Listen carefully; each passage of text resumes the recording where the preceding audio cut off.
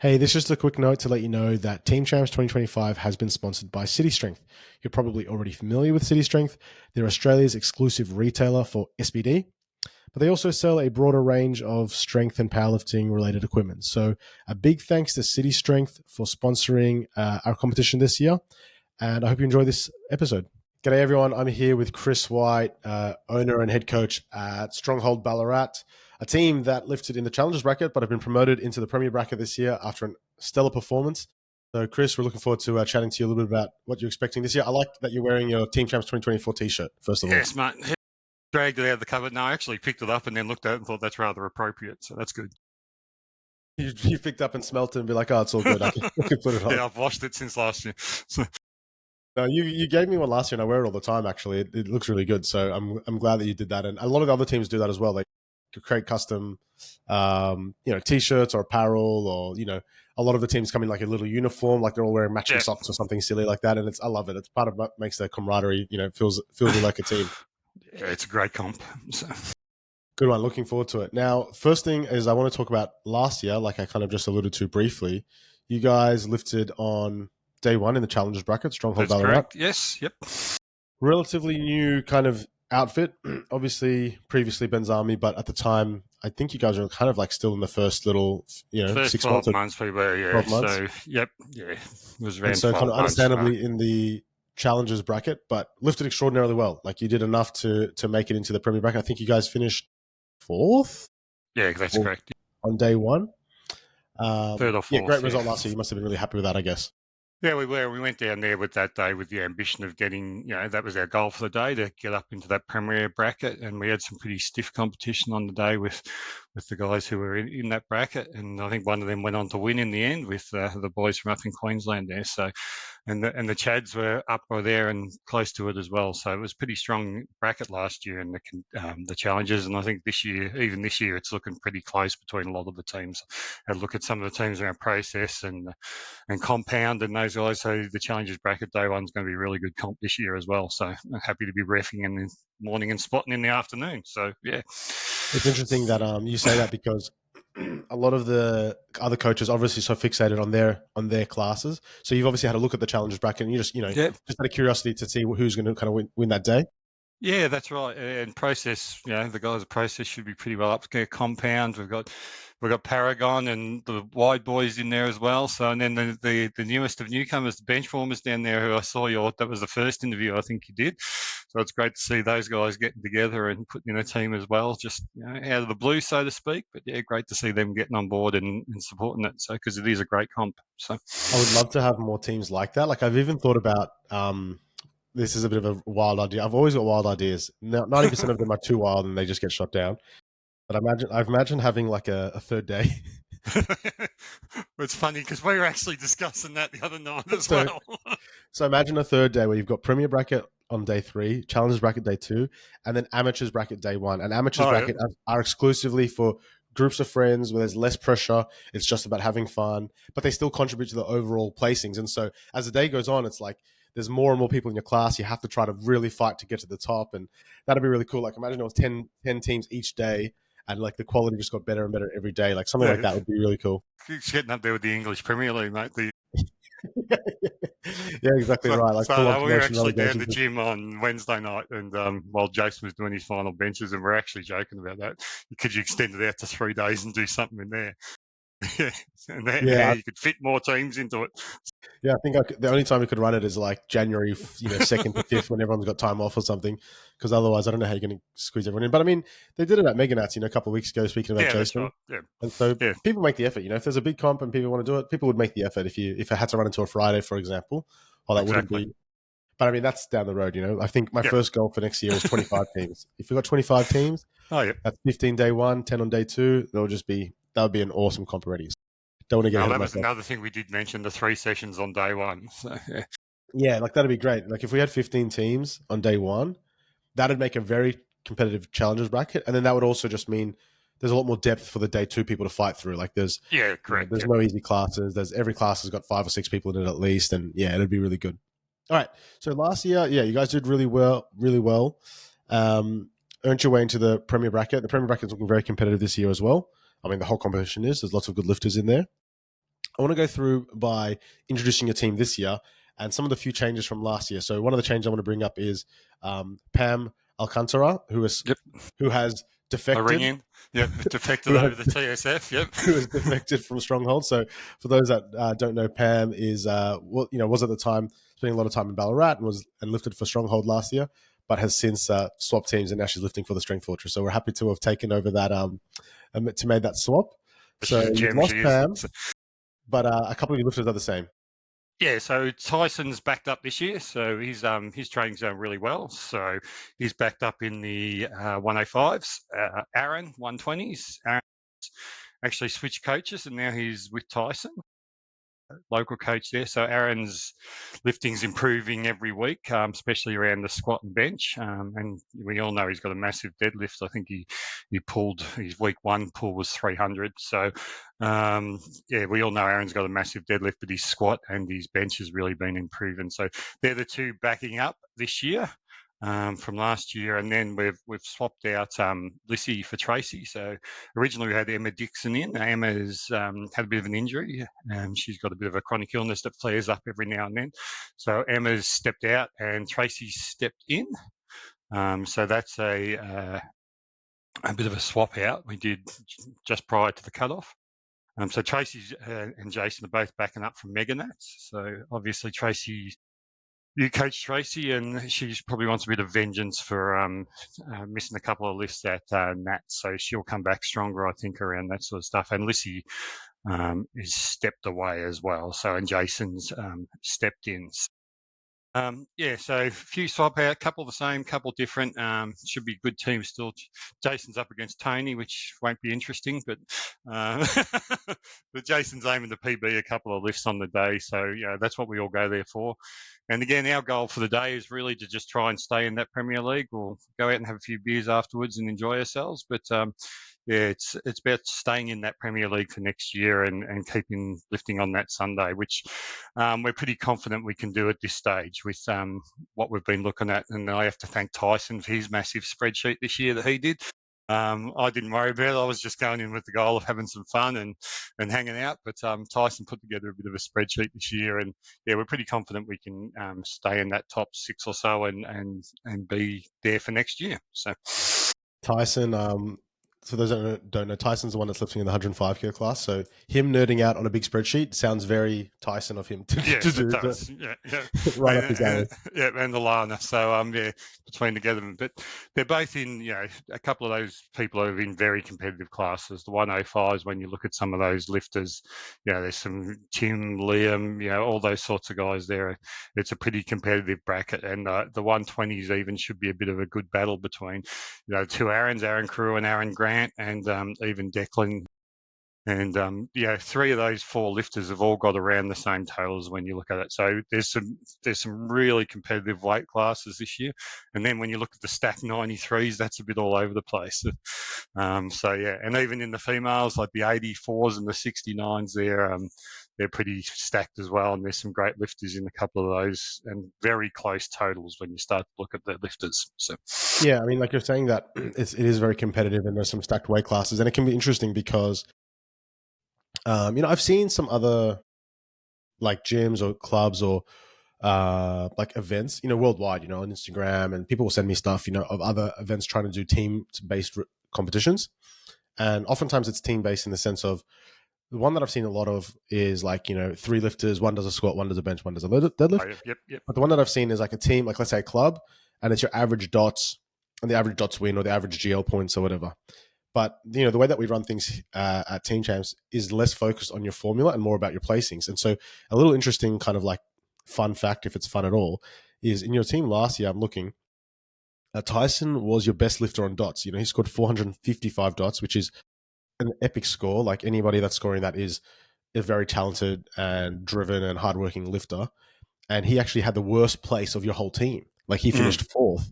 Yep. Because the 105s or the 100s last year were just so deep. Like they just had so much talent in that class where arguably, I mean, he came 4th in his weight class, and I don't have it on hand, but he probably was like top 10 male overall on Yeah, the whole probably comp, was. Yep.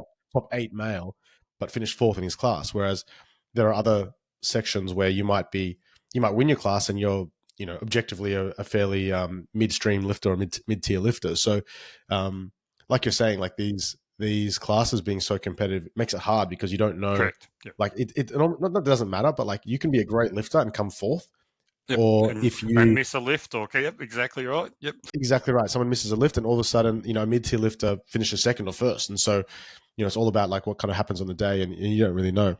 Yeah, and I think last year we finished 12th or 14th, somewhere in that range last year. But our dots was about 6th. Our average dots across the team was 5th or 6th or something around there. Yes, So yes, that's exactly. exactly just that portrays exactly what you were saying there. It's all about placings and each lifter building that total and trying to hit the best total they can. And as you said, Tyson, I think he missed these 2 deadlifts. Was very hot last year, as we all know. A few of the heavier guys struggled towards the end of the day.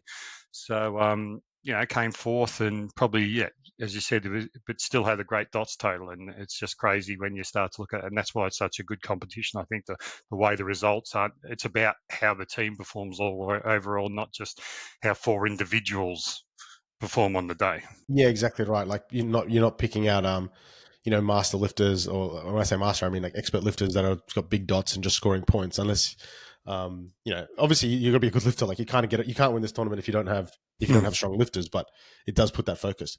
I want to do preview each of the weight classes that you've got lifters in, and interestingly, because you guys are in the premier bracket, your lifters have to face the whole squad. Whereas some of the challengers bracket teams, they're only really focusing on lifters that are in their day, but you guys have to kind of face everyone. So let's start from the bottom weight classes and work our way up. So your first lifter is Tracy Keogh, who's obviously one of my lifters. I've been coaching for 6, 7, 8 years. I've lost track at this point. Many years, yep. And as you mentioned, she competed at Meganats just recently, about 4 weeks ago or 3 weeks ago. So she might be. I don't think she actually would be the oldest lifter in the comp. I think there's one more, but she's in her mid 60s. So she's Masters 3, and she's made your open team. So that just goes to show how talented and how good of a lifter she is. She's an absolute weapon, Tracy. She, you go down the gym, she trains, she puts in every day. She's there. You walk out most of the time, and she's squatting or benching. She's always there, dedicated as to her training. It's unbelievable. Yeah, in her weight group, the 57 kilos competing against, people who are obviously a lot younger than her, like Danny and things like that. But she's up there on total wise. You're looking at around the 320, 330 mark for Tracy if she hits all her lifts on the day. And that's putting her in the second or third place. There's 3 lifters that are around that number, 320 to 330. And other than Sophie, who's probably a little bit out in front there from Compound, and I think they'll be the quiet achievers on the day, to be honest with you, and throughout the whole comp. So it's a great, again, second, third, fourth podium type positions, very competitive, and Tracy will be there or thereabouts at mid 60s, and she's an absolute beast, and we love her at the gym. She's pretty inspirational for all the lifters. So. Yeah, she's good to have around, and like you said, keeping up with lifters half her age, and it's going to be very competitive. Like you said, she could easily come second. Obviously Sophie Dobson a bit ahead of everyone else. Yep. But she could easily come fourth, and so I think that's going to be a very important result for you guys and how she Correct. Yep. scores. Not to put pressure on her, and I know she's there to, like you said, get vengeance on her results at Nats, but I think that's an important result for sure. Yeah, exactly. Yep. So, and I think there's a couple of those groups that we'll talk about that are there or thereabouts with some of those lifters. So. And I mean, that's what we love. That's what we want. We want as many of these weight classes to be like tight and hard to predict, I suppose. And all the good part about it too is those 3 lifters that she's competing against are all on day 2. Yeah, they're all in the premier bracket, so they won't know the total they've got to beat. So it will be a 1-on-1 or 1-on-3 competition on the day. Yeah, like a proper like dogfight. Yeah, that's awesome. Yeah, correct. Yeah. So, and obviously, as you said, Sophie's a little bit ahead of him, and she'll be on day 1. So, but it'll be a dogfight for that second, third, fourth position on the day. So, keen to see how it all plays out. Okay, the 105 is also a very competitive class. Again, like last year, we have some very good lifters in here, and a number of these teams are Premier Bracket teams, which means they're good lifters. You've got Timothy Wang, Liam Cubbert's on day 1, but I saw he deadlifted 290 the other day online. Nicholas Love is a very strong lifter from Arvia. I know that. Gabe Latoufe, always a good lifter from Apex. Connor Warren, I don't really know a lot about Connor, but it's going to be a competitive class, and I mean, Tyson's a very strong lifter, though. Yeah, Tyson. And his lifts are improving. So I'm not sure what's in what he's doing at the moment, but he's just been consistent. He's been working with Dan Gadesi a bit down there at in Melbourne around a bit of a just pec. So he hasn't got an injury, but he just feels it. So Dan's been really good and put in some paces. So he's not feeling his pec as much this year like he was last year, which is really good. And yeah, his lifts are looking strong at the moment. So I think he deadlifted last night for his last deadlifts. We're down there the other night when he was benching, so at the gym. So yeah, he's lifting really well. And again, between him, Timothy, and Liam, there's probably 20 kilos between the three of those lifters. They'll obviously know with Liam what he's got on the day, but yeah, they're probably a little bit ahead of the other guys from the start from what the totals I've seen are. But between the three of them, it's who makes their lifts on the day. It's who's going to go 9 for 9, who's going to make that third deadlift as well. And I know Liam, for instance, like you said, you pulled 290, but I've refed Liam when he's pulled the 300. So he's more than capable, and I think all those all those guys in the 100 will be pulling 300 plus at the end of the day. And so, do you see Tyson having pretty good chances to even win the class, or is it going to be quite tough? I think honestly, I think at the end of the day, because they know what to beat, him and Tim will fight it out for first and second. We're pretty confident that he can come out with the win on what he's been lifting in the gym. So yeah, we'll see what he can squat on the day, and I think that might come down to the third squat even at the start of the day. Who's got the best total at the end of the day? So we'll keep an eye on that as well. So, but Tim's an absolute weapon when he's in form. So it'll be a great battle. Yeah, it will be. I mean, Tyson, like you said, is a good lifter. Does have a bit of a. Last team champs obviously was a bit of a tough run because it was so hot. I think he only made 2 squats, 2 benches, and he missed. He He missed only 2 got 1 deadlift. deadlifts. Yep. Yeah, Yeah, so correct. the He only really, made really his tough third runs. deadlift. Yep. So I'm sure he's going to be, out for vengeance in that sense, to kind of redeem his result. Again, a good result, like still a very good lifter, but try to redeem that this But year. as you said, fourth with a dot score of what he had. So yeah, and it'll be good this year. Again, probably under a different formula as well with the GL IPF points, yeah. points, GL points. Yeah, it'll be interesting to see how that changes things as well a little bit. So Yeah, exactly.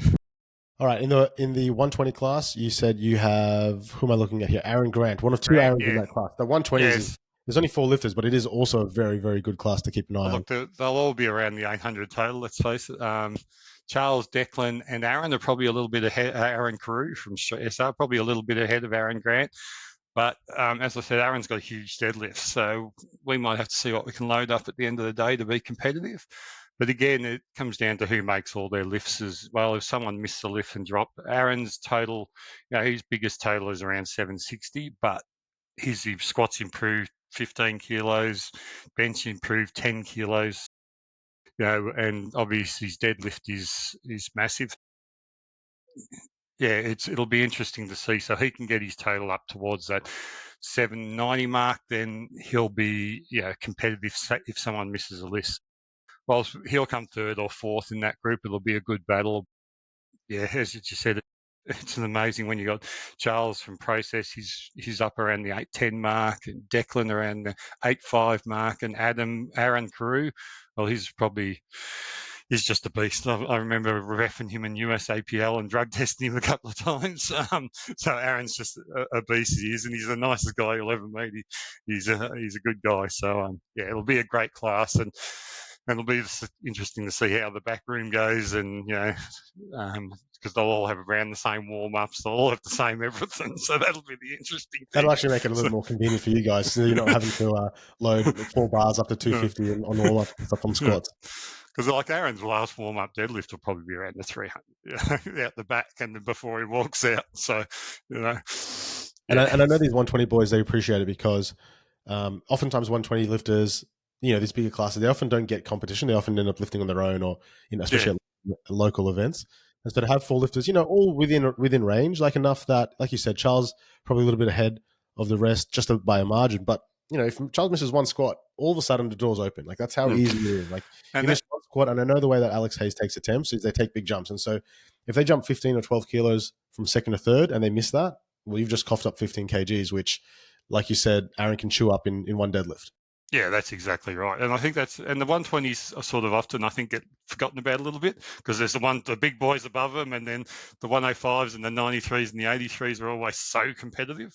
So they sort of get forgotten a little bit. So to have 4 guys in there lifting around the same totals, it'll be an awesome day to watch. I think a lot of them will probably follow each other out.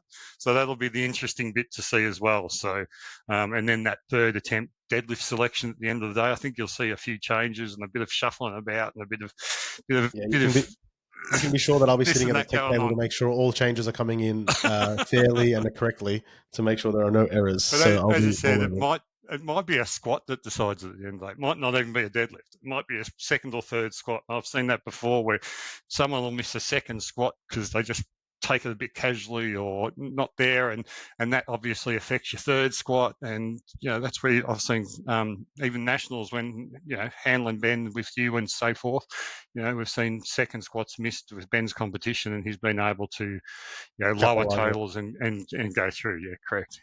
I know exactly the year that you're talking about. Okay, and the last lifter on Team Stronghold, very important, special man to you, Jason Oakley. So Jason, co-owner of the gym with me. So Jason and I own 50% of Stronghold. So Jason again as well, he's backing up after Meganats. His training's travelled along all right. He's going to take a bit of a holiday after this comp because Good I on think him. he also wants to back up again in October in Canberra. At Masters Games? Yeah, Masters Games. Yeah. So that'll be pretty cool. I think a few people are tending on going up. I think Tracy might have her own worlds, but yeah, so he wants to back up in October again. But yeah, his lifting's there or thereabouts. So, apart from Tony, who in this group is always a long way ahead of most other people, let's face it, when you're squatting 400 plus and benching 200 plus and deadlifting mid 300s, you're always going to be a little bit ahead of everyone else. So, so Jason chasing that 700 total. He's been doing it for a little while now. So that's his sort of goal for the day is to try and get close to that 700. He PB'd his bench up at And that's Meganats, yep, and got there or thereabouts with his squat and deadlift. So yeah, we'll see what he's got on the day, but he'll go out and have some fun. Support Tony out the back, and I think we all will, just loading up his warm ups. that's a good idea. I think we're going to need it. And warm up the bar Yeah. on the platform, get the bar close to the 400 mark for him. Yeah, that's right. So yeah, and warm it up for the spotters, you mean, so they don't have to Yeah, load and exactly. Warm unload up the so many spotters. plates. Yeah, it'll be So Jason will have a fun day out, and then we'll, as he said, we'll go out for a beers and a couple of feet afterwards, and Enjoy ourselves afterwards, for sure. enjoy ourselves.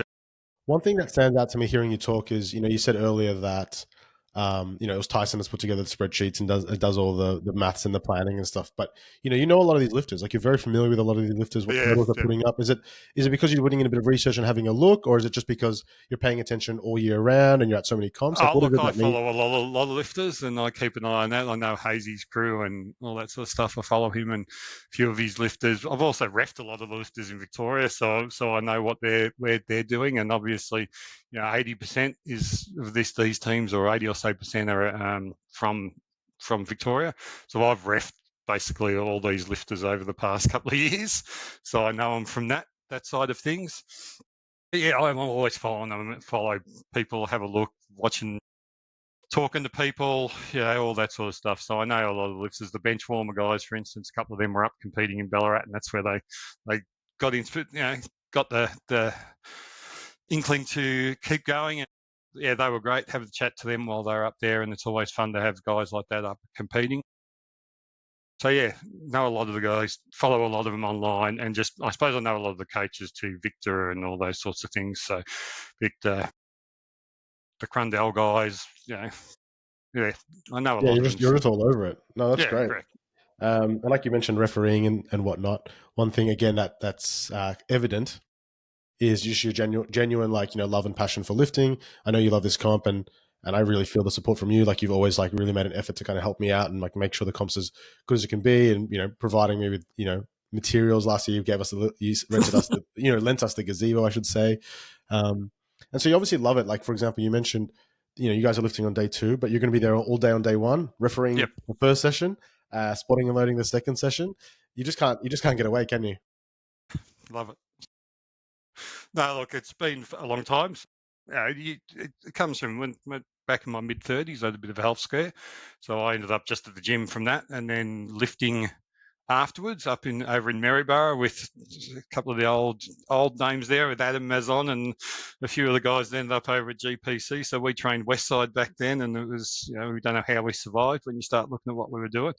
But yeah, I've been doing it ever since then, and had a bit of a break in there around work where I was traveling along, but came back when I met Ben and joined Ben's army and ended up competing again. So yeah, I enjoy it thoroughly and love the sport.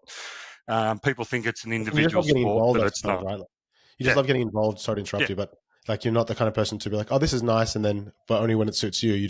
You're willing to go a bit out of your way, yeah, and yeah. you know, Correct, yeah. And this year I've been helping Greta and the crew up there get a lot of the referees requalified with APA. So I've been doing that with the team up there and technical stuff in Victoria. So yeah, it's a volunteer sport. You got to love it, but yeah, you get involved whenever you can and whenever's possible, and what that makes the sport for everyone else. So that's what we've all got to do. And I think a lot of us do that. And you look at your volunteer sheet, and it was pretty full in the first week, So exactly right. Yeah, yeah, it was it's full, and you know, honestly, we haven't even up to this point. It's full now. I haven't even actually sent it out to my members, like my actual member base. We haven't even sent it out to them. We're just like we just put it up on the TSF Team Champs Instagram, and it got filled up within a week, I think. So, I mean, it helps that we offer the volunteer point. I think a lot of clubs are conscious yeah, of that. that's oh, and I think also, and that's one of the things I don't mind about APA. The fact that you need to volunteer to compete at national and international level. I Yes, think that really helps. Even up in Ballarat last year, we had people reaching out early on to say, "Can I come up and do something for you?" So whilst it can be seen as forcing you to volunteer, I don't think that's the case. I think a lot of people, you know, who might be on the edge of thinking to do it or not are now just doing it, and a lot of them enjoy it on the day and get something out of it. So you learn a lot from every aspect of the sport, not just lifting. yes, So I love that attitude, and I think you're right. It's like you can if you frame it from the point of view of not I have to do this, but it's good for me and it's good for the sport, and I'm going to learn a lot. Another thing I think is interesting when you look at the volunteer sheet, because one thing I make the conscious effort to do is label everyone like where they're from and who they're representing, just so I know who the volunteer points are going to and stuff. And you can see the clubs that have a good volunteering culture because, you know, there's like, I mean, for example, Paragon are coming from Sydney, but they've got about mm, 5 spots filled up. yep. You know, there's a couple of strongholds in here. ESS are all over the sheet. It's like there are just some clubs that have that good culture where they're obviously where the coaches and the owners are like riling up their members, like, hey, come on, help us out because this is a good comp and we want you there. So it's good. It's good to see that like there's a lot of people wanting to get their hands dirty. I suppose it's gotten to the point now. I'm already getting people saying, "Can I volunteer on this day?" I'm like, I don't have anything for you to do, mate. Yeah. You can. Well, I just replied to an email that came to both of us saying, can I ref on Sunday? But all the spots are full, So, Yes, yeah. correct. And I haven't done anything to reach out to any refs, so I'm obviously very grateful for that because it has made it very easy for me, I suppose. Um, Look, it's going to be a great comp. To round it off, I do want to hear about who you think is going to take out the top 4 spots in the challengers bracket. I think the common sentiment is process and compound, but I don't want to put words in your mouth. The top two, but The top two. who are the 4 that are going to get promoted? So, yeah, process and compound, I think, as well, are the top two. I think process are in with and both of those will end up pretty good at the end of the comp, let alone the day. But yeah, definitely those two. And I think the other ones, there's probably a battle then between Paragon, Avia, and Melbourne Uni, I reckon, for the 3 spots, for the Melbourne other Uni is 2 not a team spots. that gets listed, but you really think they're a chance up there? To get they'll be there or thereabouts with TSF. So they're the 4 that'll take out the fight for those second 2 spots, I reckon. So TSF, Avia, Melbourne Uni, and Paragon will fight out for the second, with probably leaning towards Paragon and leaning towards Paragon and TSF. So All together. right, you wouldn't have caught it because I only posted it last night. But Vinay from Avia thinks TSF are a chance and themselves. He really rates Avia as well. They've got Emily Kano in the 84s, who's a weapon, as you know. So it'll be really close. Like, there's a lot of actually contention. From speaking to all the coaches, there's a general consensus that process and compound are the top 2. But that next 2 spots, there's a lot of teams getting listed. Yeah. honestly be anyone. So it'll be really interesting. When I went through, when Tyson went through and I've looked at his spreadsheet, when he looks at the minimum score, he's put in the minimum score, which is really good. He thinks the Nice. teams will come out with, it's probably Paragon and Avia will go, sorry, Compound and either Paragon or Avia. So yeah, it'll Yeah, be cool. interesting. So, but process are pretty much there. So And then overall, who's winning the top spot? Who's taking home $2,500 prize money? Apex, Apex, it is. yeah, Another vote for Apex. They've got a few votes. yeah, it's, process will be there or thereabouts, I reckon, as well. So it'll be a pretty close comp between those two at the end of the day. So yeah, it'll be pretty close. And You then see Apex will Compound, be I too think strong. Compound will be a sneaky, I reckon, for a podium. So The tough thing with Compound is they've got a couple of lifters in competitive classes. Like they've obviously got Sophie yeah, and correct. Natalia who will win, Yep, but they've also got Declan who Liam could and finish first, but he could yep, finish fourth. They yep, have, and then Liam, who could be the same. Yeah, yep. So yeah, it comes down to those, yeah, making those lists and going 9 for 9. and that's a good thing. Is a lot of these clubs have those one or two or even three classes where it's like this one matters a lot. Like this is, like you guys have got Jason who'll finish second, and that's fine. But then you guys also have Tracy who could finish second or fourth. You have there's like it's good. Tyson, Like a who lot of can finish first or fourth. Yep, yeah, exactly. yeah. On a good day, 800 total. On a bad day, 700 total. So we'll see what Tyson does. But He'll be right. So he'll be right. As I said, he's looking good and his lifts are confident. So, yep. yeah, So yeah, excellent. so there's the hopefully for the I'll be right. So Apex. All right. Well, we'll see. I think Tyler's been trying and he'll keep trying. I think till they win it. So He's so competitive. Like I know how much it would mean for him to win. But again, a lot of people are tipping ESS. They're a team that's very popular. So it's like them two are basically getting the most votes at the top. But again, like you said, even those two challenger teams could sit on the podium at the end. So we'll just have to see in a couple of weeks. We'll see. That's right. And I think that's a good part. Honestly, last year when you introduced the day two scoreboard, yeah, that was phenomenal as well. Being able to basically watch everything change, That was lift awesome. by Hey? lift, almost at the end. It was pretty amazing. So yeah, I'm glad, and we're doing exactly the same thing again this year. yeah, So I saw and that. even better. What's that? Yeah, I saw that last night. And you put it on, I think. So yeah, that was phenomenal. That scoreboard, and it was great to just sit there and watch it on day two, let alone do anything else. So Yeah. So for those that are listening, we're going to have a live scoreboard, like a team scoreboard. So that's been developed by one of our members actually, who's a developer, and it basically reads the lifting cast results and live updates the team scores based on the lifting cast results. And it means that you're not having to do maths. Like I just didn't want the case where like the competition's finished and then it's like, cool, who won? And we have to sit there and figure it out, do the maths. Like I don't know if you remember local meets, local comps from say 2016 before we were really using computers and stuff. A lot of times you'd have to check who was best male lifter, and you'd have to like skim your eyes through it. Yeah, scan through and be like, who was best male lifter? And then, so everyone's sitting around anxiously going, I wonder if it was me. I wonder if it was me. Whereas I really wanted it to be, it as it's happening. This is the lift. If he gets this, Stronghold win, and if he misses this, they finish third. Like, so you want the pressure on the moment, and that was awesome that's last right. year. Yeah.